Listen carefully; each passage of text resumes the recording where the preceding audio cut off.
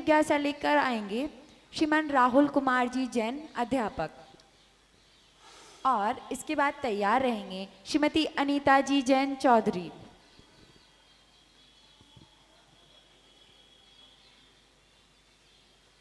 महाराज श्री के श्री चरणों में कोटिशाह नमोस्तु। महाराज श्री, मेरी जिज्ञासा है कि अपने जीवन में चारों अनुयोगों का सुमेल कैसे मिला सकते हैं। नमोस्तु महाराज श्री। चारों अनुयोगों से और हमारे जीवन से कोई लेना देना वैसे भी नहीं है। किसी भी व्यक्ति को धर्म का जो रूप है, अनेक विधा, अनेक प्रकार और अलग अलग तरीके से इस 7 तत्वों का निरूपण किया जाता है। किसी भी संसारी जीव को जिनेंद्र भगवान कुछ बातें समझाना चाहते हैं। जिनेंद्र भगवान चाहते हैं कि आपको कुछ बातें समझ में आ जाए। आत्मा क्या है, पुद्गल क्या है, भोग क्या है, और इस भोग की वस्तुओं को त्यागने वाले व्यक्ति को क्या मिलेगा और भोग की वस्तुओं को प्राप्त करने वाले व्यक्ति को क्या मिलेगा। कोई भी संसारी आत्मा पुद्गल के साथ राग और द्वेष करता है तो उसका क्या रिजल्ट निकलता है, यही समझाने के लिए प्रथमानुयोग, कर्णानुयोग, चरणानुयोग और द्रव्यानुयोग शास्त्रों का निर्माण किया गया है। वो चारों अनुयोग जरूरी नहीं कि आप कोई चारों अनुयोग ही पढ़ लो, कोई चारों अनुयोग ही समझ लो। आपको किसी भी शास्त्र के वचन को सुन करके, चाहे वो प्रथमानुयोग हो, कर्णानुयोग हो, चरणानुयोग हो, चाहे द्रव्यानुयोग हो, इसमें से किसी को भी आप पढ़ सकते हैं, अध्ययन कर सकते हैं, जान सकते हैं। और जिनेंद्र भगवान का जो मूल लक्ष्य है, आपको बोधि की प्राप्ति हो, आपको वितराग भाव की महिमा का थोड़ा अनुभव हो या फिर उसका आभास हो, संसार शरीर भोगों से आपका मन उदास हो, भगवान तो ये चाहते हैं। और आप चाहे अपनी बुद्धि को प्राप्ति प्रथमानुयोग पढ़ करके प्राप्त कर लो, चाहे कर्णानुयोग पढ़ करके प्राप्त कर लो, चाहे चरणानुयोग पढ़ के प्राप्त कर लो, चाहे द्रव्यानुयोग पढ़ करके प्राप्त कर लो। तो यहाँ मूल समस्या जो थी सुमति, सुज्ञान, सम्यक ज्ञान की प्राप्ति, वो आप कहीं से भी कर सकते हैं। इसलिए चारों अनुयोगों का हमारे जीवन पर क्या प्रभाव है ये मैं नहीं कह सकता, लेकिन चारों में से एक भी कर सकते हो, 2 भी का अध्ययन कर सकते हो, 3 का भी कर सकते हो, 4 का भी कर सकते हो। और ज्ञान इकट्ठा करने के लिए शास्त्र नहीं लिखे गए थे कि तुम जन्म ले लो और किताब पढ़ लो और बस ज्ञानी बन के बैठ जाओ। पढ़ी हुई चीज के द्वारा आपकी बुद्धि में, स्वभाव में, विचारों में, अंतःकरण में किसी प्रकार का कोई परिवर्तन चाहते हैं, आप वो निर्णय लेने लग जाओ जो आपकी आत्मा के हित में नहीं है। और शास्त्रों को पढ़ने के बाद आप वह निर्णय लीजिए और उस तरफ पुरुषार्थ कीजिए जो आपकी आत्मा का हित कर सकता है। इसलिए प्रथमानुयोग, कर्णानुयोग, चरणानुयोग, द्रव्यानुयोग आप अपनी रुचि के अनुसार कोई भी अध्ययन करके आप अपनी आत्मा का उद्धार और कल्याण कर सकते हैं।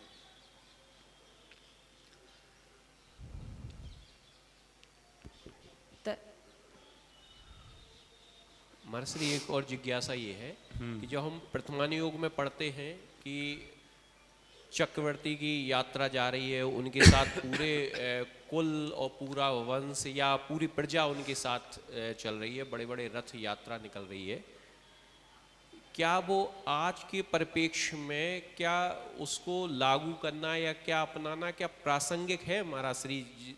जिस समय से काल, स्थान, वर्ग सब ये जो परिवर्तन हो रहा है क्षेत्र काल का, जैसे कभी धर्म प्रभावना के नाम पे यदि हम करते हैं और देखते हैं कि लोग उसका और ये कहते हैं कि अरे अव्यवस्था फैला दी। महाराज से ये पूछने में थोड़ा सा संकोच लग रहा है, फिर भी आज के परिप्रेक्ष्य में क्या ये उचित है? मतलब प्रभाव ना करना, प्रभावना तो करना चाहिए, लेकिन माने जैसे बहुत लंबा एकदम भाई प्रथमानुयोग का हम अनुकरण करते हुए चल रहे हैं, तो वो क्षेत्र काल स्थिति परिस्थिति दूसरी थी। आज के परिप्रेक्ष्य में उसमें क्या हो सकता है? मतलब आज आप पूछ रहे जैसी भीड़ इकट्ठा करना है, जी। तो ये स्वभाव से ही होगा ना। चक्रवर्ती है तो चक्रवर्ती कोई भीड़ इकट्ठा थोड़ी कर रहे थे, वो तो हो जाती है, उनका वैभव है वो। इसी प्रकार अगर आज मैं बैठा हूँ यहाँ और आज मैं सामाजिक जीवन जीता नहीं, मैं प्रतिष्ठा और प्रभावना वाला जीवन नहीं जीता, मैं साधना वाला जीवन जी रहा हूँ, तो मैं अगर 100 लोगों को बुलाऊंगा तो भी नहीं 100 लोग आएंगे। लेकिन जो प्रभावना करने की बुद्धि रखते हैं, जिन्होंने समाज को समय दिया है, समाज पर बहुत बड़े बड़े उपकार किए, तो आज वो बैठ भी जाते तो उनके सामने 10,000 लोग तो बिना बुलाए आ रहे हैं। तो बाकी थर्ड पर्सन कोई व्यक्ति बोल दे कि इतनी पब्लिक क्यों बुलाई, को तो घर जा करके थोड़ी बुला रहे थे कोई किसी को। वो तो उनके तपस्या का प्रभाव है, ज्ञान का प्रभाव है, उपकार का प्रभाव है, तो उतनी भीड़ इकट्ठी हो जाती है। तो चक्रवर्ती के चक्ररत्न का ही ऐसा प्रभाव होता है कि वहाँ 9 अक्षोणी सेना, 8,000 हाथी, 8,000 घोड़े, 32,000 मुकुटबद्ध राजा, उनके सब सेवक बन करके व्यतीत करते हैं। उनका वैभव है, धर्म का वैभव है ये। तो पुण्य का जो फल होता है तो प्रत्येक व्यक्ति उसको भोग लेता है। आज भी कोई व्यक्ति बुद्धिपूर्वक इस पर का कर्म कर नहीं सकता ना, कि कोई आज चाहे तो आचार्य श्री के बराबर कोई पंडाल लगा दे, कोई आचार्य श्री के बराबर कोई दीक्षा दे दे, तो ये सब चीज़ें इतनी आसानी से संभव नहीं होती। इसलिए जिसका जैसा योग संयोग पुण्य का प्रताप होता है, उसके द्वारा वो उतनी प्रभावना तो हो ही जाती है। तो हम ये क्यों कहे कि चतुर्थ काल में भीड़ इकट्ठा होती थी, प्रभावना होती थी, पंचम काल में करना चाहिए कि नहीं करना चाहिए? तो करने से और नहीं करने से ये चीज़ें रुकती नहीं और होती भी नहीं है। जिसका जैसा जितना नियोग है वो उसके कार्य उसके हाथ से उतने होते चले जाते हैं। तो कोई व्यक्ति ऐसा कर रहा है कि जैसे आचार्य श्री पूरे भारत के लोगों को प्रभावित कर रहे हैं, तो करने की तो कोशिश कभी करते नहीं ना वो। फिर भी भारत का सारा लोग प्रतिवर्ष लाखों लोग उनके दर्शन करने के लिए पहुंच जाते थे। तो यह उनकी स्वयं की इच्छा होती है। तो योग्यता जितनी, क्षमता जितनी होगी, आत्मा को उतना लाभ तो मिलेगा। तो चतुर्थ काल हो, चाहे पंचम काल हो, चाहे तृतीय काल हो, चाहे कुछ भी काल हो, जिस आत्मा का जितना पुण्य प्रताप है उसको संसार की सारी चीजें प्राप्त होगी। नमोस्तु भगवान। तत्पश्चात जिज्ञासा लेकर आएंगी श्रीमती अनीता जी जैन और इसके बाद तैयार रहेंगी कुमारी आर्या जैन।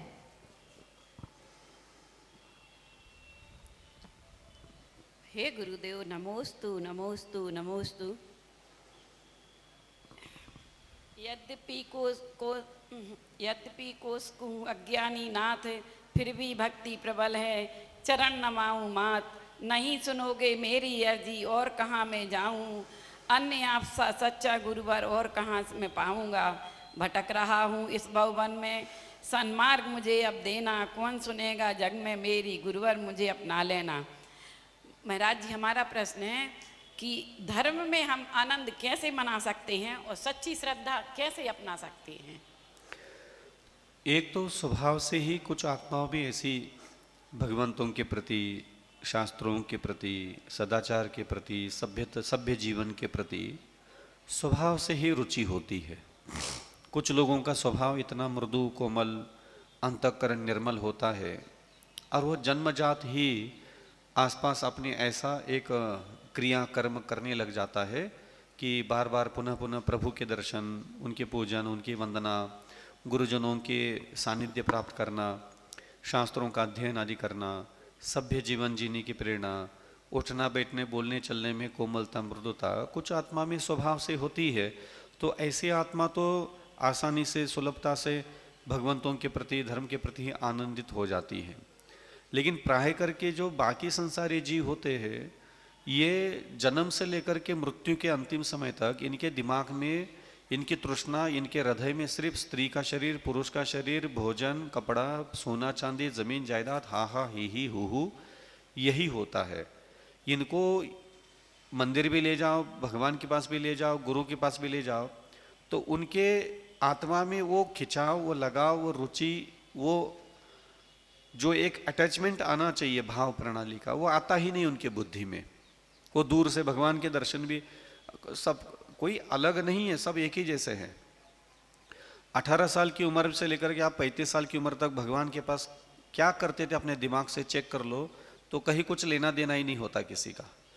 आते हैं, मुंह उठा करके चले जाते हैं। उनको जितने भगवान के दर्शन करने की नहीं पड़ी रहती, उनको रास्ते में मैं कपड़े कैसे पहनूं, हाँ मेरे क्या होना चाहिए, मेरा मैचिंग क्या होना चाहिए, उनके दिमाग में वही होता है। वो चावल के डिब्बे, वो मंदिर में चले भी गए, भगवान के आसपास खड़ी भी रह गए, तो जैसे दुनिया करती वैसा थोड़ा बहुत करा कोरा लिया। उनके जो हृदय, उनकी जो आत्मा, उनका जो आंखें, परमात्मा को देखने की रुचि, वो उनमें नहीं पाई जाती।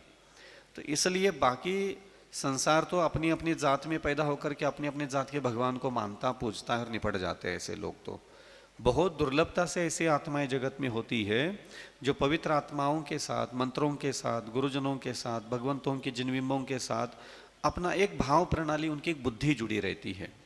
और उनका चेहरा देख करके हम बता सकते हैं कि हाँ इसके अंदर सतोगुण है, सात्विक स्वभाव है, और ये अपनी इच्छा से ही धर्म करेगा।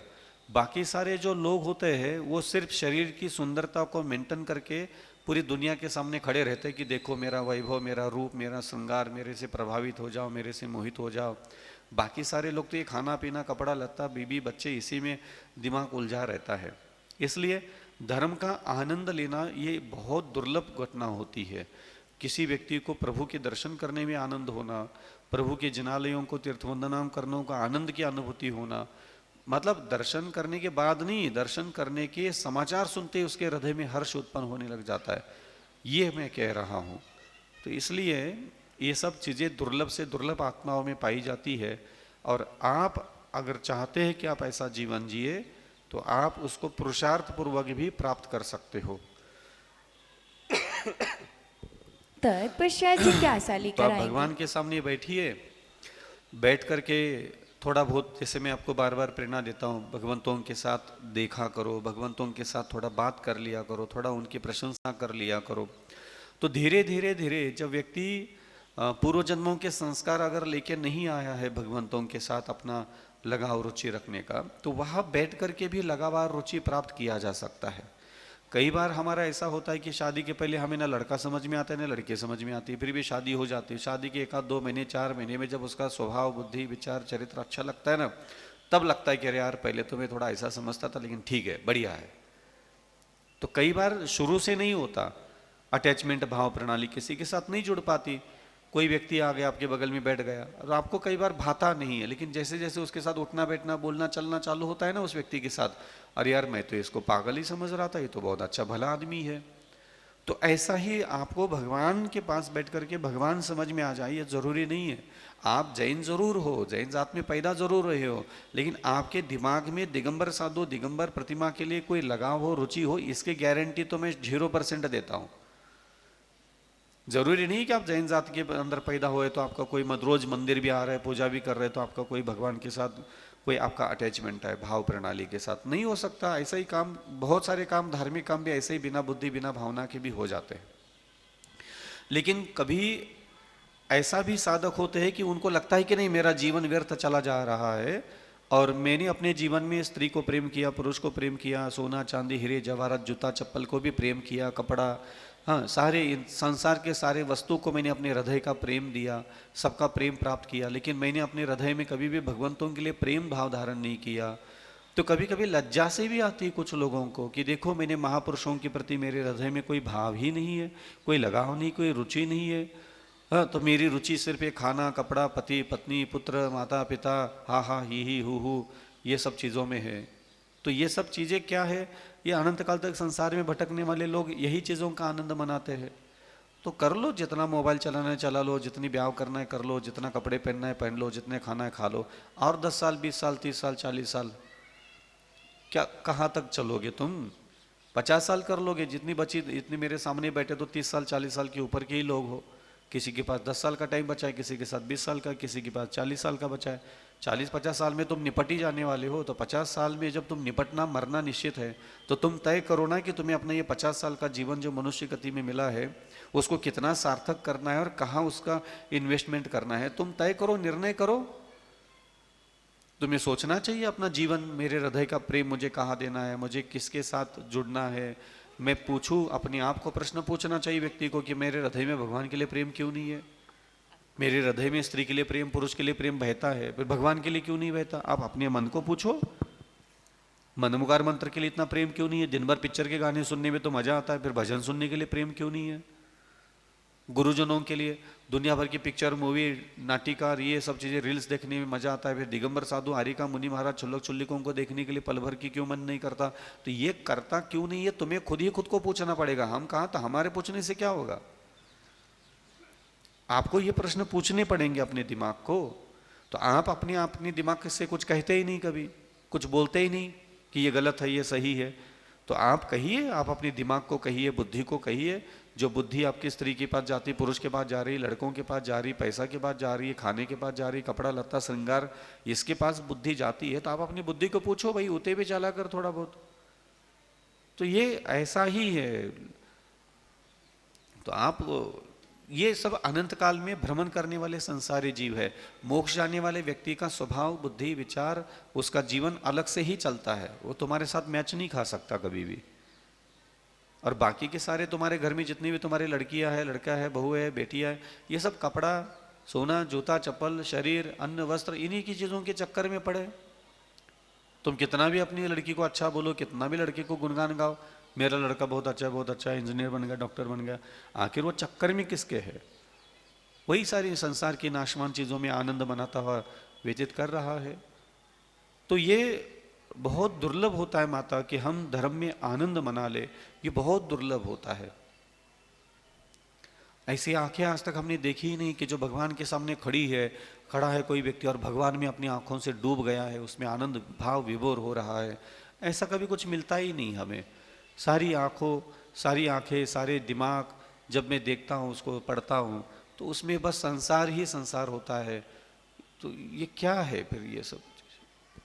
इसलिए जो दुर्लभ है वो दुर्लभ ही रहेगा, वो सबको कभी प्राप्त होगा ही नहीं। और जिसको लगता है कि नहीं मेरे हृदय में भगवान होना चाहिए, तो आप उसके लिए मेहनत खुद कीजिएगा, खुद हृदय में धारण कर लीजिएगा और अपना जीवन सार्थक कीजिएगा। सच्ची श्रद्धा प्रकट कैसे करूं? सच्ची श्रद्धा और झूठी श्रद्धा कुछ होता नहीं है, ये ध्यान रखना। आप अपने बुद्धि का विश्लेषण कीजिएगा। जैसे एक मोह है, राग है, प्रेम है, ठीक है, आप देख लीजिएगा ये सबसे ज्यादा भयता किसके लिए है?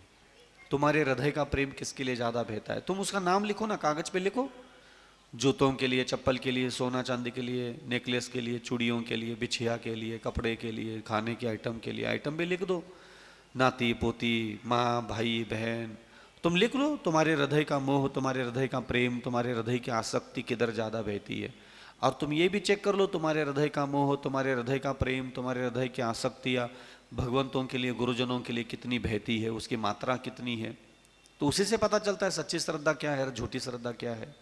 तो सराग सम्यक दर्शन में चतुर्थ गुण संवर्ती जो श्रावक होता है, वो रहता तो माता के साथ, पिता के साथ, पति के साथ, पत्नी के साथ, पुत्र के साथ व्यापार करता हुआ रहता तो है, लेकिन उसके अंतःकरण का अधिक मात्रा में जो प्रेम की मात्रा है वो बहती है देवगुरु शास्त्र के लिए।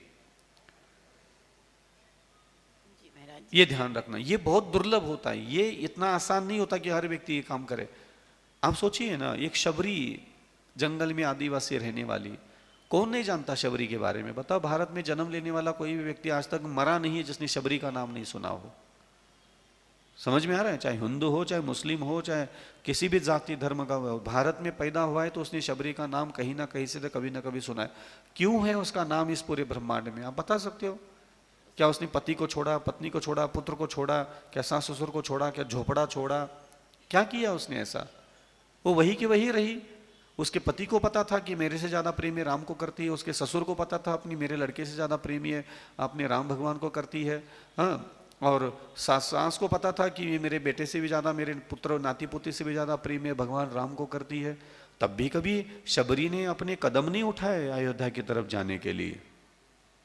तो ये आप लोगों का जो लगता है ना कि छोड़ दिया, मोह छोड़ दो, ये आप लोगों का ऐसी गलत शिक्षाएं दी गई ना, मोह छोड़ दो, राग छोड़ दो, ये छोड़ दो, वो छोड़ दो, ये सब छोड़ने की चीजें होती ही नहीं है। कौन सा मोह छोड़ा था बताओ? शबरी ने कभी अपने पति का मोह छोड़ा हो तो बताओ? कभी पुत्र का मोह छोड़ा हो तो बताओ? फिर क्यों उसको मुनि, ऋषि, यति, अनगार शास्त्रों में क्यों उसका नाम लिख रहे भाई? हम रोज उसको नमस्कार करते हैं उस शास्त्र को, उसमें उस शबरी का नाम लिखा है। तुम्हारा नाम कहीं लिखा हुआ तो हम नमस्कार करेंगे क्या? 10 करोड़ रुपए दे दो, यहाँ मंदिर में कहीं नाम लिखवा दो अपना वेदी के बगल में, हम आकर के उसको ऐसे नमस्कार करेंगे क्या? तो ये क्या श्रेष्ठता है? तो प्रेम की मात्रा अपने अंतःकरण में, प्रेम की मात्रा अधिक मात्रा में जब बहने लग जाती है तभी ये सारे काम होते हैं। सीता माता राम भगवान से प्रेम करती थी, ये दुनिया जानती है, लेकिन उससे भी कई गुना ज्यादा प्रेम वो अपने जैन सिद्धांतों से करती थी। मैना सुंदरी सबसे ज्यादा प्रेम जैन सिद्धांतों से करती थी, जैन धर्म के जिनेंद्र भगवान के विचारों से उसका ज्यादा प्रेम था। तो ये प्रेम किसको कितनी मात्रा में करना है, मैंने एक बार प्रवचन दिए थे शुरू में कि जीवन में एक चीज सीखना, मुझे प्रेम किसे करना है और कितनी मात्रा में करना है। पति को प्रेम करना है, पत्नी को प्रेम करना है, पुत्र को प्रेम करना है, माता पिता को प्रेम करना है, सोना चांदी जूते चप्पल कपड़ा लत्ता जमीन जायदाद प्रेम करना है, आप कीजिए। आप सराग सम्यक दृष्टि है, आप श्रावक है, आपको प्रेम करने का पूरा अधिकार है। आपको कोई मोह, कोई राग, कोई आपको प्रेम भाव छोड़ने की जरूरत नहीं है। लेकिन आपको यह तय करना पड़ेगा कि माँ को कितनी मात्रा में प्रेम करना है और भगवान को कितनी मात्रा में प्रेम करना है, पति को कितनी मात्रा में प्रेम करना है और भगवान को कितनी मात्रा में प्रेम करना है। यह आपको खुद का तय करना था ना, और आप ये तय कर सकते थे। आज आप अपने सोना चांदी जूते चप्पल देख करके आंखों में जितनी खुशी होती है, आप लोगों की आंखों में चमक उठती है, उतना दिगंबर साधु को देख करके आंखों में चमक और खुशी आती है क्या? मुंह उठा करके जैन जात में पैदा हो गए और जैन जात के सारे भगवान पूज गए और पूज पूज करके मर गए। ऐसे तुम्हारे जैसे कई आए धरती पर और कई निपट गए, कई मर गए और कई आने वाले और कई निपट जाने वाले हैं। किसी का किनारा नहीं होगा। किनारा उसी का लगेगा जिसने अपने जीवन में यह निर्णय लिया कि नहीं, मैं अपने परिवार में रहूंगी, अपने पति के साथ, अपनी पत्नी के साथ, अपने पुत्र के साथ, अपने सास ससुर माता पिता परिवार कुटुंब जनों के बीच में रहूंगा। मैं इनको भी प्रेम करूंगा, इनसे भी मोह करूंगा, लेकिन फिर भी मैं इनके साथ प्रेम भाव मोह भाव रखने के बाद भी मैं उससे कई गुना ज्यादा जिनेंद्र भगवान से प्रेम करूंगा, गुरुजनों से प्रेम भाव रखूंगा, शास्त्रों से, मंत्रों से, स्तोत्रों से प्रेम ज्यादा रखूंगा। अब बताओ, आज अगर तुम जाकर के अपने पति को बोलते हो कि तुमसे ज्यादा प्रेम आदिनाथ भगवान को करना चाहती हो, क्या पति मना करेगा?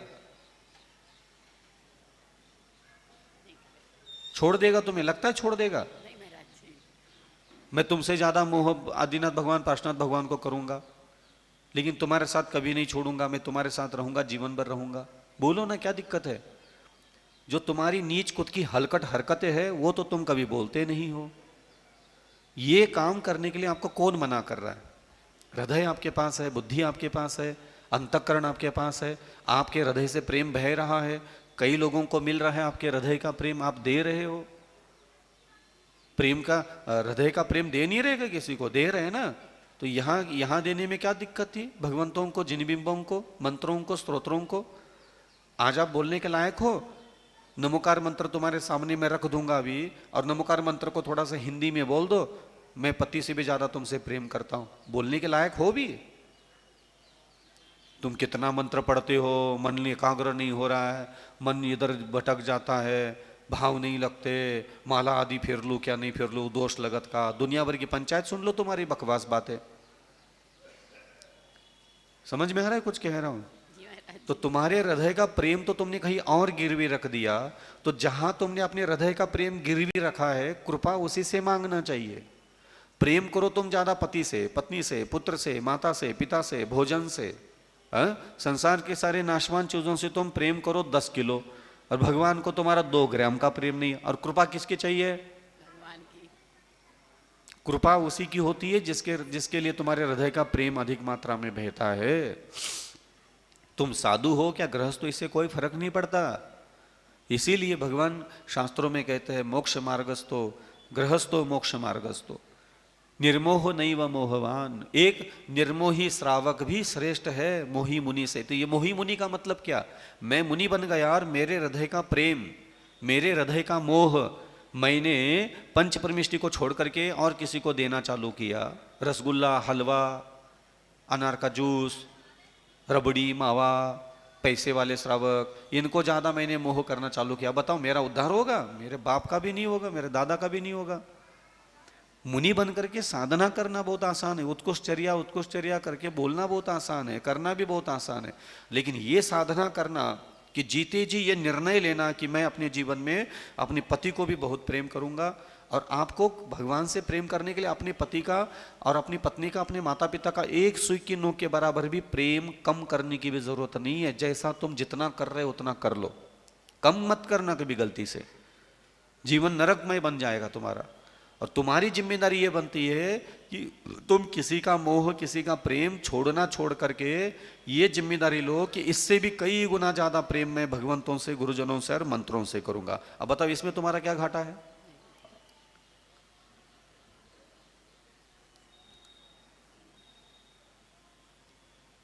इसमें तुम्हारा क्या नुकसान है? कोई नुकसान नहीं। ये काम कौन करके देगा? अब अपने हृदय का प्रेम माता पिता, पति पत्नी, पुत्र, सोना चांदी, भोजन, सारी चीजों के लिए मैंने आपको करने के लिए कहा। एक बार भी मैंने नहीं कहा कि मोह छोड़ दो, राग छोड़ दो, लेकिन शर्त उसकी यह है कि उससे कई गुना ज्यादा प्रेम भाव, मोह भाव, अनुराग भाव आपको महापुरुषों के प्रति स्थापित करना है। इसमें पसीने छूट जाते, बड़े बड़े बड़े बड़े ढीले पड़ जाते। क्या छुड़वाया मैंने तेरा, क्या त्याग करवाया मैंने तेरा, बताओ। और इस पूरे ब्रह्मांड के सबसे उत्कृष्ट लोक नायक, तीन लोक के अधिपति, उनके लिए हमारे हृदय में प्रेम हमारे पति से भी ज्यादा नहीं, तो हमारा क्या उद्धार होने वाला है? खाक उद्धार होने वाला है। और हम आपको कह भी नहीं रहे कि पति का मोह छोड़ दो, पत्नी का मोह छोड़ दो। जितना करते हो, जितना डूब मरने की भी मन करता है ना, तो डूब मर जाओ एक बार, फिर पैदा होकर के निर्णय ले लो कि इससे ज्यादा प्रेम मुझे भगवान को करना है। बस इतनी सी बात है। जी महाराज। समझ में आ रहा है? ये जीवन के बहुत बड़े निर्णय होते हैं। मुझे प्रेम किसे करना है और कितनी मात्रा में करना है। जूते, चप्पल, कपड़ा, लत्ता को जितना तुम्हारे हृदय में प्रेम भाव प्रकट होता है, उतना तो किसी हारी का माता जी के लिए भी नहीं होगा। वंदा में इच्छा में कहीं दिख गए तो कर लिया, चले गए आगे, निकल गए, चावल की 2-4 मुट्ठियां चढ़ा करके भग गए, तुम्हारा कल्याण हो रहा हो। तुम तो यही करत रही हो, चावल रख दिया, फिर चंद्रमा निकाल लिया, बीच में सिद्धालय निकाल लिया, 3 लौंग रख दिया, हाँ, तो जा करके 10 महाराजों की और खोपड़ियाँ खराब कर ली, 3 लौंग रख सकत क्या, 2 चावल रख सकत, चंद्रमा तिरछा निकलेगा तो स्वस्ति किते से निकलेगा। तो हृदय का प्रेम तो कहीं और गिरवी रख दिया जूते चप्पलों में, और ये आकर के इनके नाटक चलने लग जाते हैं। कलश ऐसे पकड़े, वेदी पर ऐसा पकड़े, भगवान को ऐसा छू ले, भगवान को इतने छू ले, इतने दोष लगत, उतने दोष लगत, दुनिया भर की तुम्हारी पंचायत चालू हो जाती है। वो सब वहां बैठा है ना वेदी पर, सब देख रहा है तुम्हारे नाटक।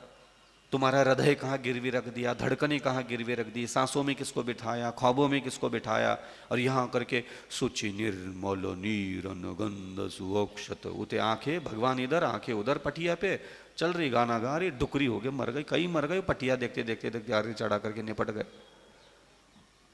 कौन तुम्हारे घर का व्यक्ति बोल सकता है? वो शबरी के घर का हर इंसान ये बात बोलता था कि ये शबरी सबसे अधिक प्रेम करती है अपने राम भगवान को। तो 40 साल से भगवान के दहलीज पे आकर के पूजा पाठ जाप स्तोत्र अभिषेक करता है। तुम अपने घर के किसी एक को उठा के ले आ और मेरे सामने बुलवा के दिखा, ये मेरी दादी, ये मेरी नानी, ये मेरी अम्मी, ये मेरे बापू, ये मेरा भज्जा, ये मेरा दादा दादी, सबसे ज्यादा प्रेम भगवान को करते। 10 करोड़ का दान दे दिया, बोले बहुत पुण्य कमाया। प्रेम कहीं गिरवी है? जहां प्रेम ज्यादा गिरवी होता है वही तुम्हारे ज्यादा फल मिलेगा। समझ में आ रहा है? हाँ।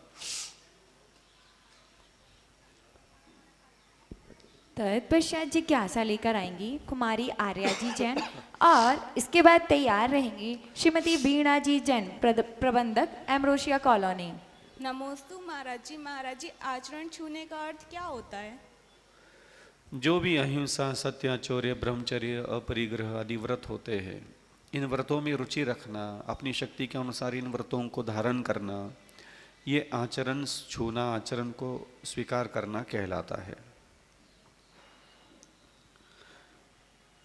तत्पश्चात जिज्ञासा लेकर आएंगी श्रीमती वीणा जी जैन, प्रबंधक एम्ब्रोशिया कॉलोनी, और इसके बाद तैयार रहेंगी श्रीमती किरण जी जैन, भारत गैस। नमस्ते महाराज जी। महाराज जी, जिज्ञासा ये है कि अभी नंदीश्वर में गए तो वहाँ पे महाराज जी कबूतर मरा पड़ा था, तो उसके लिए क्या संवेदनाएं हो सकती हैं और उसके लिए क्या हम लोगों के विचार हो सकते हैं? मरी गए तो तब क्या संवेदना? वो हमने देखा उसको सांस नहीं चल रही थी, सूरज नमोकार मन सुना दे, लेकिन उसकी सांस नहीं चल रही थी, मरा पड़ा था। तो ऐसे जीव जैसे कहीं रास्ते में दिख जाते हैं तो उनके साथ कुछ भी नहीं कर सकते अपन लोग। कोई जीव है, एक दिन अभी पंखे से देखो, इसीलिए तो अस्पताल की रचना की जा रही ना, हमने देखा कि भारत में किसी भी देश में, किसी भी राज्य में, किसी भी नगर महानगर में पशु पक्षियों के उपचार की कोई कहीं व्यवस्था है ही नहीं। जख्मी हो जाते, घायल हो जाते, छोटी छोटी दवाइयाँ, ड्रीप, ग्लूकोज, थोड़ा बहुत अगर लग जाता है तो बेचारे अपने जीवित रह लेते हैं। लेकिन अब ऐसी कोई प्रावधान ही नहीं किसी के पास, तो दया भाव रखना चाहिए और क्या। अब एक चिड़िया पंखे से आधी घायल हो गई थी, जिंदा थी लेकिन उसको भी नहीं कर पाया, कहाँ ले जाते करते। यही संसार है माते, यही होता है संसार। एक जिज्ञासा है कि महाराज जी, जैसे अभी घटना घटी प्रेजेंट में कि महाराज जी के लिए इतनी व्यवस्था होना चाहिए कि नहीं होना, जैसे आहार के टाइम पे, प्रवचन के टाइम पे, कि घटना भी घट जाए कुछ, मतलब कि जैसे मान लो बहुत व्यवस्था बनाने वाले रहते हैं, उनकी भी व्यवस्था सही है कि उन्हें भी व्यवस्था बनाना पड़ती है, लेकिन कभी कोई लड़ाई झगड़ा हो जाता चलता रहता है संसार में। है व्यवस्था आनंद लो बनाने माते, में। आनंद लो। व्यवस्थाओं को सुधारने की कभी जिम्मेदारी नहीं लो, आनंद लो। जिसका जिसके साथ जो है, जैसा है, जैसे जिसके संस्कार होते हैं वह वैसे कर्म करता हुआ चला जाता है। कितना कुछ व्यवस्था कर लो, कुछ नहीं होता। आनंद लो। अच्छी बुरी घटनाओं के बीच में ज्ञाता दृष्टा बन करके देखते जाओ, ये होना चाहिए, वो होना चाहिए, ऐसा होना चाहिए, वैसा होना चाहिए। कहाँ कौन किसके लिए दिमाग लगाने के लिए बैठा है। हम अपना दिमाग अपने में साधना में लगाते रहते हैं, अपना काम हम घर में बैठ करके करते रहते हैं। ना हम कमेटी को बोलते हैं, ना समाज को बोलते हैं हमें ये चाहिए, वो चाहिए, ऐसा चाहिए, वैसा चाहिए, ये कर लो, वो कर लो, ऐसा नहीं वैसा।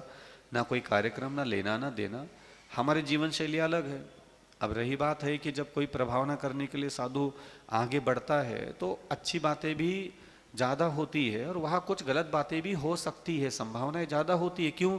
क्योंकि मेरे बगल में मान लो 20 लोग बैठे तो मैं 20 लोगों को तो आराम से कंट्रोल कर लूँ, लेकिन किसी साधु के पास मान लो रोज के 10,000 की भीड़ है तो 10,000 के लोगों का क्रोध, मान, माया, लोभ, तृष्णा, घृणा, नफरत, पूर्व जन्म के मित्र, पूर्व जन्म के वैरी, किसका किसके साथ क्या खुन्नस है, कौन कहेगा। एक बार में आज लगता है कि उन्होंने आज वो मारपीट कर दी, हो सकता है 15 दिन से कोई एक दूसरों से लड़ाई झगड़े मन ही मन चल रहा हो। हाँ, कोई एक श्रावक है रोज जाता है लेकिन रोज वो बंदा जो गेट पे खड़ा रहता है वो जान ही नहीं देता। वो 10 दिन से परेशान है तो 11वें दिन जाकर के उसने लड़ाई झगड़े कर दिए। हमें तो वो पता चला ना जिस दिन लड़ाई झगड़े हो गए, तो पिछला रिकॉर्ड तो हमारे पास है ही नहीं। आज दिखता है कि वो गेट में खड़े रहने वाले व्यक्ति ने थप्पड़ मार दिया, लेकिन हकीकत बहुत अलग होती है। कोई नहीं बोलता। जिसने थप्पड़ खाया वो 10 दिन से हो सकता है उसको परेशान कर रहा हो, बार बार मना करने के बाद भी उचक करके अंदर घुस रहा हो, उसकी भी तो सुनना पड़ेगी। खाली उसने थप्पड़ मार दिया, मारपीट कर दिया, ऐसा बोल करके उसको हम दोषी नहीं कह सकते। तो उसका पूरा विवेचना होती है, तब हम कहेंगे कि ऐसा होता है वैसा होता है। ये गृहस्थ लोग होते हैं, ये किसी के पास कुछ नहीं, बस खाली उसने थप्पड़ मार दिया। आपके पास आते ना आपके बच्चे रोते रोते, वो भैयों ने मार दिया, ये नहीं बोलते कि उसके चड्डी खींच रहे थे, उसके बनियान फाड़ रहे थे, वो नहीं बोलेंगे, बच्चों ने मार दिया बस। तो मम्मी आंख बबूला जा करके बढ़ के भैया को 2-4 झापड़ मार दिया, छोटका भैया हंसते रहता है, अच्छा किया। यही संसार की लीला है, चाहे छोटे हो चाहे बड़े हो, यही कांड करते। तुम भी यही कांड करते हो जो छोटे बच्चे करते हैं।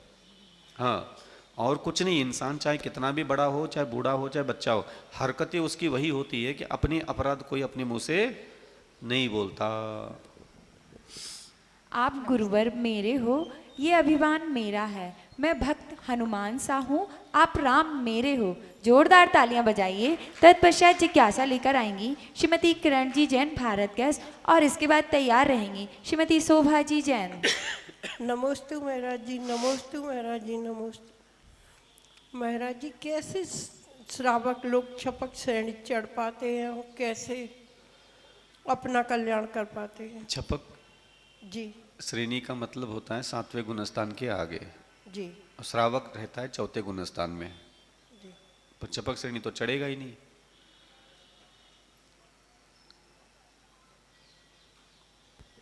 तत्पश्चात जिज्ञासा लेकर आएंगी श्रीमती शोभा जी जैन, और इसके बाद तैयार रहेंगे हमेशा अभिनंदननाथ भगवान की शरण में रहने वाले विद्या सुधा अविचल गुरु के परम भक्त चाचा जी श्रीमान महेंद्र कुमार जी मड़वैया। नमोस्तु गुरुवर, नमोस्तु गुरुवर, नमोस्तु गुरुवर। मेहरोनी समाज की तरफ से आपको नमोस्तु गुरुवर। मेरी ये जिज्ञासा है, मैं जिसे पूरा दिन काम करती हूँ, जाने अनजाने में मुझसे जो भी गलती होती है, ऐसा मैं क्या करूँ जो मुझसे उस गलती का दोष न लगे? देव दर्शन, देव पूजा, गुरु की उपासना, स्वाध्याय, संयम, तप और दान, ये 6 काम हमारे 12 घंटे में हम जो सुबह से लेकर के सायंकाल जो होता है उतने में ये 6 काम हमारे पूरे होना चाहिए।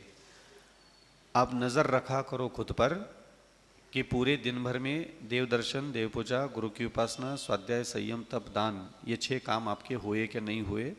और ये 6 कार्य अगर आप निरंतर कर रहे हैं रुचिपूर्वक, आस्थापूर्वक, तो जो घर गृहस्थी में और परिवार का पालन पोषण करने में जो हिंसा आदि दोष लगते हैं, नाना प्रकार की हिंसा, झूठ, चोरी, मैथुन, परिग्रह, क्रोध, मान, माया, लोभ होता है, तो इनके द्वारा जो किंचित मात्रा में आत्मा में आपका बंद होने की जो संभावना होती है, और वो हो भी गए हो तो भी इन 6 क्रियाओं से उसका निर्मूलन होता है। और साधना आगे बढ़ाना है तो अपने घर गृहस्थी के सारे कार्यों को अहिंसा के तरीके से करने की कोशिश करें। पानी छान के करना, झाड़ू लगाना ठीक से, बर्तन अच्छे से ध्यान देके करना, भोजन बनाते समय अनावश्यक व्यंजनों को, अग्नि का उपयोग ज़्यादा नहीं करें। तो कोशिश करें अहिंसा में हमारा जीवन हो, हम अहिंसा के साथ ही हमारे घर के सारे काम संपन्न हो। अधिक जल, अधिक अग्नि, अधिक हवा, इनका भी उपयोग ज़्यादा मात्रा में ना होगा तो सही उपयोग वहाँ, लेकिन कोशिश करना चाहिए कि इसकी मात्रा हमारे द्वारा कम हो। बस इतना ही कर सकते हैं। नमस्ते गुरुवर, नमस्ते। मुझे सोना बनाया आपने, मेरी हस्ती को निखारा आपने, मैं धन्य हुआ हूँ आपको गुरु पाकर, मेरे जीवन को संवारा है आपने। जोरदार तालियां बजाइए। तत्पश्चात जिज्ञासा लेकर आए हैं हमेशा अभिनंदन नाथ भगवान की शरण में रहने वाले ऐसे चाचा जी, वरिष्ठ अधिवक्ता चाचा जी श्रीमान महेंद्र कुमार जी मड़वैया जी, आए और अपनी जिज्ञासा करें। हम श्रावकों को जनवाणी का गूढ़ अर्थ बताने वाले, एक सही दिशा बताने वाले हमारे गुरुवर के चरणों में हम सशत बार नमोस्तु करते हुए अपनी जिज्ञासा को कह रहे हैं कि एक बात महाराज जी बिल्कुल हकीकत है कि इन 2.5 महीनों में भले ही उपस्थिति हमारी ज़्यादा नहीं बढ़ पाई हो, लेकिन इस बात को लोग बड़े हतप्रभ हैं कि आपने इस 20 साल के अवधि में 10 साल लगभग मौन रह करके भी जो हिंदी में आपने इतने अच्छे प्रवचनों को करना और ललितपुर में शुरुआत करने वाली जिज्ञासा को इस उच्च स्तर पर पहुंचाने में बहुत बड़ा योगदान हम लोगों को दिया है और हम लोगों को सीखने का मौका मिला है, इसमें कोई शक नहीं। महाराज जी कौन कितना पाता है ये तो अलग है, लेकिन आपने जो हम लोगों को जो दिया है उस पर 2 लाइनें कहता हुआ अपनी बात को कह रहा हूं कि जीवन के मरुस्थल में ज्ञान एक सागर है, पाता है कौन कितना, ये अपनी अपनी अंजलि पर निर्भर है। मैं बात नहीं करता उनकी अभागे जो खाली लिए आई थी और खाली लिए गागर है, खाली लिए आई थी और खाली लिए गागर है। महाराज श्री कल आपने हम लोगों को एक सबक दिया था कि आज शाम तक के लिए ये याद करना है, हमें यही बनना है। हमारा इशारा भी है महाराज जी, हमें भी यही बनना है। गुरुवार इष्टोपदेश ग्रंथ से 1-2 लाइनें कह रहा हूं कि कर्म कर्म हिताबंदी जीवो जीव हित स्पर्धा 100 प्रभाव भूयस्ते स्वार्थ को वांछाती। स्वस्व प्रभाव भूयस्ते स्वार्थम को वांछति। हाँ, अर्थ उसका यह कर्मों का हित पोषक कर्म है और जीव का हिताभिलाषी भी जीव है। तो अपने अपने प्रभाव की वृद्धि होने पर कौन भला मानुष स्वार्थ को नहीं चाहता। जिज्ञासा प्रश्न हमारा ये है कि जब कर्म का हित पोषक कैसे है, कर्म का हित पोषक कैसे है, जबकि कर्म तो पुद्गल है, तो फिर पुद्गल का हित कैसे चाहता है, क्यों चाहता है? महाराज जी बताने की कृपा कर। कर्म कर्म हिताबंदी जीव जीव हितस्पृह। इसमें कारिका के द्वारा संसार के इन लोगों को यह समझाने की कोशिश कर रहे हैं कर्म कर्म हिताबंदी।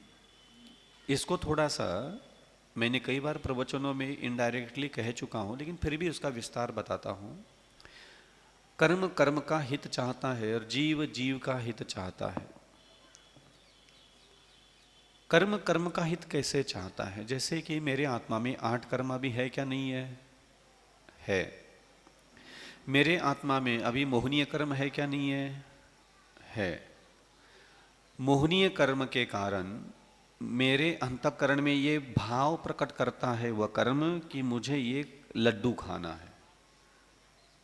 वो कर्म क्या प्रेरणा देता है?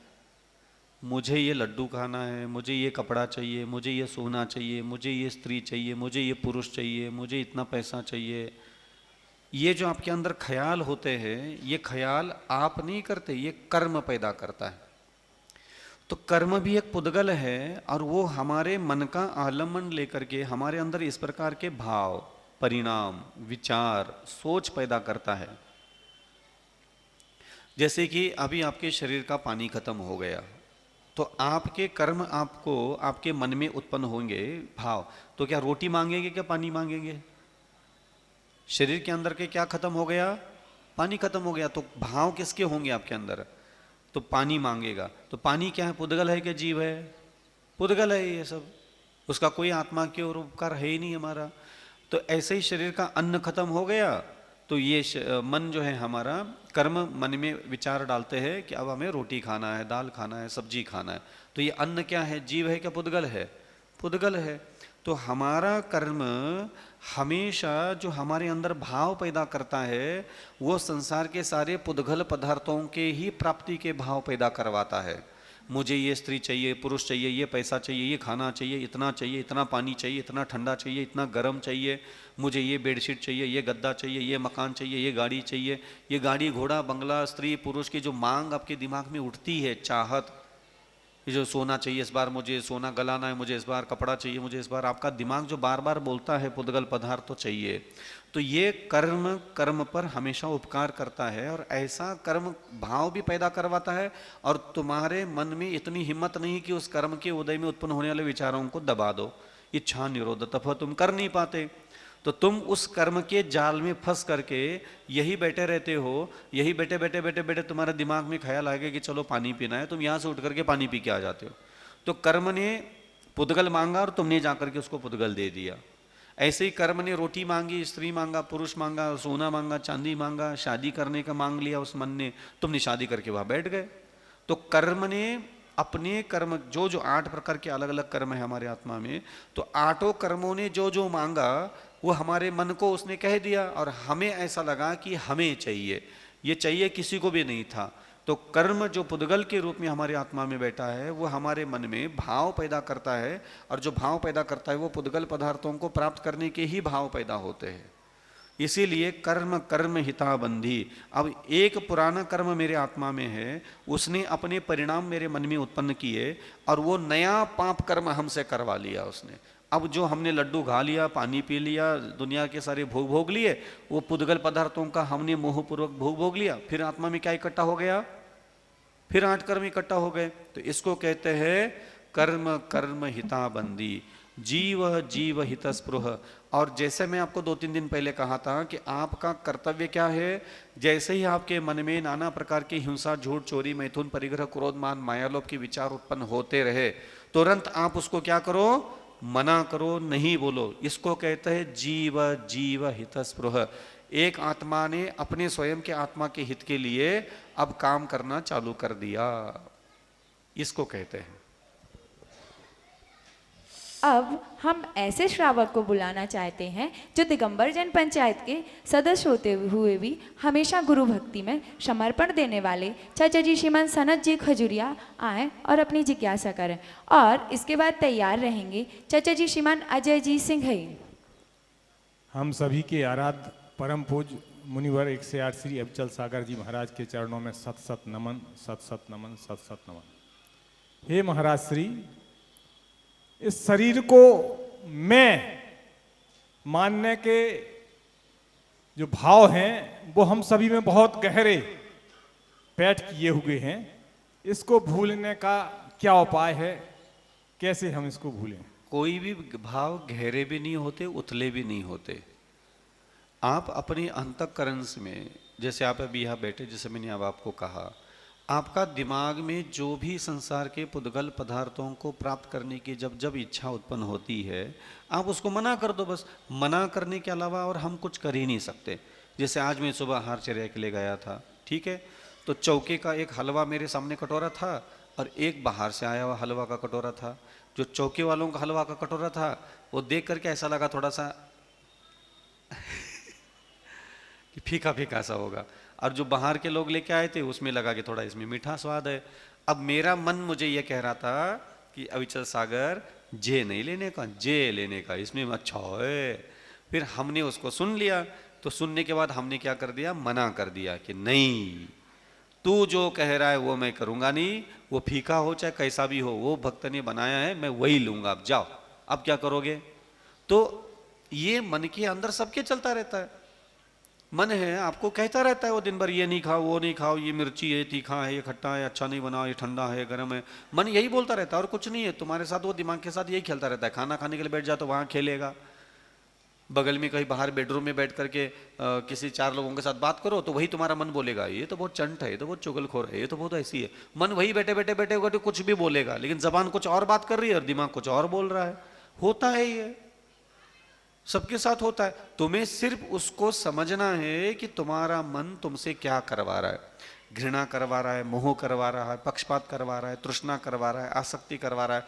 तुम्हारा मन तुमसे क्या काम करवाने की कोशिश कर रहा है। तुम थोड़ी ना कोई पुरुष को मांग रहे हो, स्त्री को मांग रहे हो। तुम्हारा मन, तुम्हारे चारित्र मोहनीय का कर्म जो है, तुम्हारे मन में आकर के ये ख्याल डाल देता है कि मुझे कोई पुरुष चाहिए, मुझे कोई स्त्री चाहिए, मुझे भोजन चाहिए, मुझे ये चाहिए, मुझे वो चाहिए। ये कौन करता है, ये कर्म तुम्हारे मन में आकर के ख्याल डाल देते हैं। तुम उसको ख्यालों को अगर मना कर देते तो हार जाता। लेकिन तुम्हें क्या लगता है, मेरे मन में ऐसे विचार आ रहे कि मुझे ये लड्डू खाना, पेड़ा खाना, मुझे इसके साथ शादी करना। तुम्हें ऐसा लग रहा है, लेकिन अंतरंग जगत में जो चलता है सिस्टम, वो यही होता है कि चारित्र मोहनी कर्म के उदय में वो कर्म तुम्हारे मानस पटल पर ये ख्यालों के बीज डाल देता है कि मुझे यही लड़की से शादी करना है, इसी व्यक्ति से मुझे धंधा करना है। अगर मान लीजिए चारित्र मोहनी का कर्म क्या 3 साल के लड़के में नहीं होता, क्या होता है। एक 3 साल का कोई लड़का लड़की है, क्या उसके अंदर 8 कर्म नहीं है, क्या 8 कर्म वहाँ है। लेकिन 3 साल की उम्र के लड़के को क्यों नहीं ख्याल आ रहे कि मुझे किसी से शादी करना है, विवाह करना है। क्योंकि शरीर की परिपक्वता और मन अभी परिपक्व नहीं बना है उस कर्म को बाहर प्रकट करने के लिए। तो समय पा करके 12 साल, 14 साल, 16 साल के बाद क्या होता है, जैसे ही शरीर परिपक्व बन जाता है, मन परिपक्व बन जाता है, तो कर्म धीरे से उसके अंदर वही विचार पैदा करवाता है। अब जो ये एक समय में सयान हो जाता है लड़का लड़की, तो देखो उसके नखरे अलग चलने लग जाते हैं। आंखों से देखना, रूप, लावण्य, सौंदर्य, दूसरों का शरीर, दूसरों का कांति, हष्ट पुष्ट, अंग पांग, ये सब देखने में उसका दिमाग उलझ जाता है। तो ये उसी उम्र में क्यों हुआ, ये बचपन में 1 साल की उम्र में क्यों नहीं हुआ, क्योंकि चारित्र मोहनीय कर्म ने अभी अपना काम चालू नहीं किया। तो ये कर्माधीन व्यवस्था है। तो इस कर्म को जिसने जान लिया कि भाई मेरे अंदर जो ख्याल पैदा हो रहा है ये कर्म पैदा करता है, ये मेरे खुद के विचार नहीं है। अब सुबह सुबह मेरा आहारचर्या के समय मन बोल रहा था भाई ये हलवा नहीं है खाओ, तो मैंने वहां बहुत सारी बातें बोली, भाई किसको खाना है हलवा, आत्मा अविचल सागर तुझे हलवा खाना है, बोले आत्मा हलवा खाती नहीं। हे मन तुझे हलवा चाहिए, बोले मैं मेरे पास कोई आतड़िया है नहीं, दांत है नहीं, मन के पास ना दांत है ना शरीर है, कुछ तो है नहीं मन के पास। तो किसको खाना है हलवा, सामने आ जाओ। मैंने उसको बोला, पुकारा, भाई किसको चाहिए हलवा, ये नहीं ये चाहिए, तो भाई किसको चाहिए वो आ जाए पहले सामने मेरे। शरीर को हलवा चाहिए, शरीर बोलता नहीं है, उसको तो पथरा भी डाल दो तो भी खा लेता है। मन को चाहिए नहीं, लेकिन वो बक बक बक बक करता है, ये नहीं चाहिए, ऐसा नहीं चाहिए, वैसा नहीं चाहिए, ऐसा नहीं। तो मन बक बक कर रहा है, तो कहां से कर रहा है, वो कर्म के कारण बक बक करता है। वो कर्म अंदर से प्रेरणा देते हैं, दर्शन मोहनीय, चारित्र मोहनीय, ये खाना, वो कपड़ा, वो सोना, इतना अमीर बनना है, उतना अमीर बनना है। ये ख्याल आते कहां से तुम्हारे अंदर, ये कर्म पैदा करता है। और कर्म की प्रेरणा से जो विचार उत्पन्न होते हैं, आप उन विचारों को अपने विचार मान लेते हो कि ये मेरे विचार है, मैंने ऐसा सोचा है, मुझे ऐसा लग रहा है, मेरे अंदर ऐसी इच्छा उत्पन्न हो रही है कि चलो अपन अभी गोलगप्पा खा के आ जाते। ये तुम नहीं सोच रहे, ये कर्म तुमसे ऐसा बुलवाता है, तुम उसको सुन लेते हो, उस मन की आवाज को सुन लेते हो और सुन करके तुम उसके पीछे भाग जाते हो। फिर घर में जिद पकड़ करके बैठ जाते हो, हमें अभी गोलगप्पे खाना है, हमें अभी इच्छा हो रही है, हमारी अभी कामना हो रही है। तो ये कर्म के बलि चढ़ गए हम सब लोग। इसको बोलते हैं जैसा कर्म नचाता है वैसे हम लोग नाचते रहते हैं। और जो ज्ञानी पुरुष होता है वो क्या करता है, विवेक से काम करता है। जैसे मैं मुनि हूं और दोपहर में 4 बजे मेरा मन मुझे कह रहा है अरे यार प्यास लगी, यार बहुत प्यास लगी, आज सुबह थोड़ा जुकाम था तो अच्छे से आहार भी नहीं लिया तुमने, देखो भूख लगी है। अब तो मन तो बोलेगा, मन का क्या काम है, उसका यही काम है। तो हमने उसको डांट दिया, गया होश में हो क्या नहीं है, क्या पानी लगी भूख लगी चिल्ला रहा है, कल दोपहर में मिलेगा 10 बजे। तो उसको बोलना पड़ेगा ना, नहीं तो क्या है, उसको बोलती थोड़ी बंद कर दे। वो मन मेरा थोड़ी मुनि बना है, मेरी आंखें थोड़ी मुनि बनी है, वो तो निर्लज्ज है ही वो, उसका क्या ठिकाना है, कभी भी कुछ भी बोलता रहता है वो मन। तो कर्म अपने रंग रूप दिखाता है तुम्हारे मन में अपने विचार प्रकट करके। तुम कहीं भी बैठे रहते हो, अचानक किसी के ऊपर मोहित हो जाते हो, किसी का रूप किसी का शरीर पसंद आता है, महीनों तक उसके मोह में डूब करके बरसों निकाल दिए। क्यों? चारित्र मोहनीय कर्म तुमसे यही चाहता है कि देख वो कितना सुंदर है, देख वो कितना क्यूट है, देख वो कितना स्मार्ट है। तो उसी में बुद्धि, उसी का चित्र, उसी की फोटो, उसी की यादें 24 घंटे कहीं भी खड़ा कर दो, तुम स्कूल जाओ, कॉलेज जाओ, डॉक्टर बनो, इंजीनियर बनो, ख्यालों में दिमाग में वही होता है। क्यों? क्योंकि कर्म ऐसा ही तुमसे करवाना चाह रहा है और तुम उसको मना नहीं करते तो और आकर के दिमाग में सिर चढ़ करके बात करता है। तो मना करते हो तो शांत हो जाता है थोड़े समय के बाद। इसलिए आप अपने मन के अंदर उत्पन्न होने वाले विचारों को अपने विचार कभी मत मानना, वो सिर्फ कर्म की प्रेरणा से उत्पन्न होने वाले विचार है, उसकी पूर्ति करना जरूरी नहीं है। नमोस्तु भगवान। समझ में आया? हाउ बोलो पहले, हाउ महाराज। ये निराला श्रमण शिव का धाम इनमें है, ये नाम अविचल गुरु जो नाम इनमें है। तुम इन्हें जैनों का तीर्थ नहीं समझो, तुम इन्हें जैनों का तीर्थ नहीं समझो। अगर सच पूछूं तो चारों धाम इनमें है, अगर सच पूछूं तो चारों धाम इनमें है। तत्पश्चात जिज्ञासा लेकर आएंगे चाचा जी श्रीमान अजय जी सिंह। हे महावृत्ति, हे 28 मूल गुणधारी, हे अंतःकरण उपदेशक, आपको बारंबार नमोस्तु नमोस्तु नमोस्तु। महाराज जी मेरी जिज्ञासा है,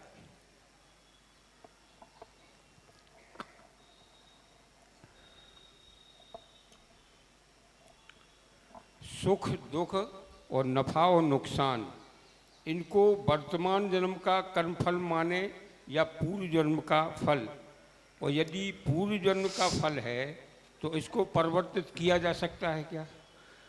देखो पहली बात तो यह है, सुख दुख जो है ना ये पुण्य से है ना इसका कोई मतलब पाप कर्म से होता है। ये कर्माधीन व्यवस्था नहीं है, ये तुम्हारे स्वयं के लिए हुए निर्णय मात्र है। ठीक है? एक दिन मैं चौके में गया और पहली अंजलि में बाल आ गया, ठीक? तो मैंने ये सोचना चालू किया, बेकार कहीं के देख नहीं सकते क्या, देख करके देना चाहिए यार, अकल नहीं है क्या, बुद्धि नहीं है क्या, विवेक नहीं है क्या, समझ नहीं आता क्या, नाना प्रकार के मैंने भाव पैदा कर दिए। मुझे सुख मिला क्या दुख मिला? तो दुख मिला, अंतराय के कारण दुख मिला कि मुझे मेरी सोच के कारण दुख मिला, पहले ये तय करो। सोच के कारण। ठीक है? और मुझे किसी ने ज्ञान दे दिया, समझदारी दे दी, मैं दूसरे दिन चौकी में गया और फिर मेरे हाथ में अन्न आया और पहली अंजलि में अंतराय हो गया, और फिर मैं वहां ये सोच रहा हूं कि नहीं ये मैंने ही कर्म किए हैं, अच्छा हुआ मैंने पूर्व जन्मों में अन्न दान नहीं दिया, औषधि दान नहीं दिया, उपकार नहीं किए, इसलिए आज मुझे अन्न का लाभ नहीं मिला, ये मेरे ही किए हुए कर्म का फल है। अहो भाग्य है मैंने जिनेंद्र भगवान की आज्ञा का पालन करते हुए बाल आ गया, जीव आ गया, कंकड़ आ गया, ऐसा जान करके मैंने आज अन्न का त्याग कर लिया। अहो भाग्य मेरे, आज मेरे कर्म का उदय होकर के कर्म फल दे करके निकल गया। ये क्या हो गया? अब मैं क्या अंतराय आने से दुखी हो गया? ध्यान रखना, जब तक तुम मूर्ख कहलाओगे कि पुण्य कर्म के उदय में सुख मिलता है और पाप कर्म के उदय में दुख मिलता है, ये कहना सरासर गलत है।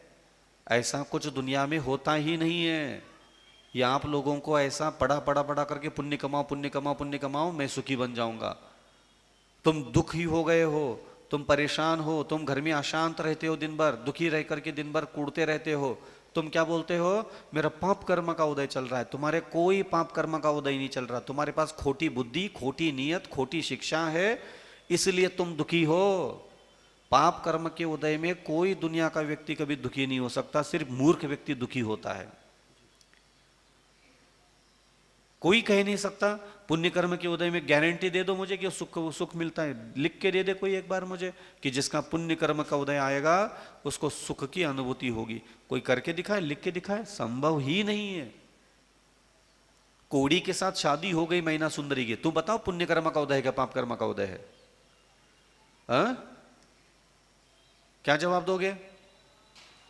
तुम्हारे हिसाब से क्या है, पुण्य कर्म का उदय है कि पाप कर्म का उदय चल रहा है? पाप कर्म का उदय चल रहा है। मैना सुंदरी दुखी है? नहीं है ना? क्यों नहीं है? बुद्धि की वजह से, शिक्षा की वजह से, ज्ञान की वजह से, समझदारी की वजह से घटना घटित हो रही है पाप कर्म की। घटना जो घटित हो रही है मैना सुंदरी के साथ, चंदन बाला के साथ, सीता माता के साथ, वो सब पाप कर्म के उदय में घटित हो रही है। लेकिन पाप कर्म उदय में चलने के बाद भी वो व्यक्ति दुखी हो ये गारंटी नहीं है। अगर उसके पास शिक्षा है, बुद्धि है, ज्ञान है, समझदारी है, तो पाप से पाप कर्म के उदय में भी तुम दुखी हो इसकी कोई गारंटी नहीं है। तुम बहुत सुखी जीवन भी जी सकते हो घोर पाप कर्म के उदय में भी। बस बकाया तुम्हारे पास अकल होना चाहिए। समझ में आ रहा है कुछ कह रहा हूं? इसीलिए पुण्य पाप फल माई हर्षो बल को मत भाई। भैया ये तुम पुण्य कर्म के पीछे, पाप कर्म के पीछे में बार बार टोकता हूं आप लोगों को, इसके चक्कर में मत पड़ो। इतना पुण्य आएगा, इतना पाप कटेगा, इतना ज्यादा पुण्य आ गया, इसमें कितना बटा पुण्य मिलेगा, इसमें कि थोड़ा तो पुण्य आ ही जाएगा। कर क्या लोगे? तुम्हें क्या भरोसा है तुम्हारे पुण्य तुम भोग लोगे, तुम पुण्य के उदय में सुखी होगे? कोई भरोसा नहीं है। तुम्हारा पुण्य उदय में आ गया, तुम्हें उस दिन जो है 5 तोला सोना आ गया कहीं से इनाम के रूप में, और उसी दिन दोपहर में तुम्हारा पति मर गया। अब उस 5 तोले का सुख कौन भोगेगा? तुम्हारा बापू भोगेगा। तो 5 तोला सोना मिल गया, ये तो पुण्य कर्म का उदय है ना। तो उस समय तुम सुखी हो गए? क्या भरोसा जब तुम्हारा पुण्य उदय में आ जाए, उस दिन तुम्हारे अगल बगल में कोई बुरी घटना घटित हो गई, तो उस पुण्य का फल तुम भोग लोगे? खुश हो जाओगे उस पुण्य से? संभव ही नहीं है। तो काहे को टेंशन लेते हो शांति से? इसलिए ध्यान रखना, जो ज्ञान पूर्वक जीवन जीता है, जो समझदारी से जीवन जीता है, जिसके पास विवेक है, वही व्यक्ति संसार में सुखी है। बाकी संसार में सब दुखी यातनाओं से भरे पड़े।